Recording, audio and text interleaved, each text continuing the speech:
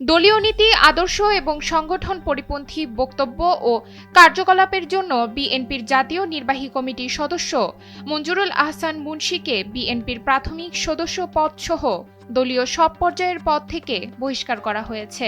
10 ফেব্রুয়ারি রাতে সংবাদ মাধ্যমে পাঠানো এক বিজ্ঞপ্তিতে এ তথ্য জানান বিএনপির সিনিয়র যুগ্ম মহাসচিব অ্যাডভোকেট রুহুল কবির রিজভী।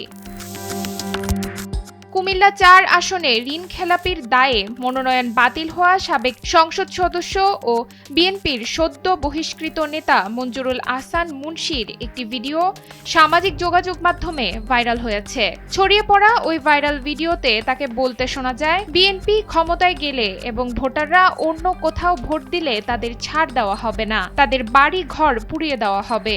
আমি কিন্তু আপনাদের কাউকে ছাড়বো না, আমি তাদের ঘর বাড়ি সব পুরায়া ছাড়খাড় করে দেবো। আমি কিন্তু কথা খুব পরিষ্কারভাবে বলতেছি। এ বিষয়ে কুমিল্লা উত্তর জেলা বিএনপির সদস্য সচিব AFM তারেক মুন্সী গণমাধ্যমকে বলেন, মঞ্জুরুল আহসান মুন্সী যে বক্তব্য দিয়েছেন এটি আমাদের দলীয় বক্তব্য নয়, একান্তই তার ব্যক্তিগত, এর দায়ভারও দলের নয়। এরপরও আমি আন্তরিকভাবে দুঃখ প্রকাশ করছি। ডেস্ক রিপোর্ট, সময়ের আলো।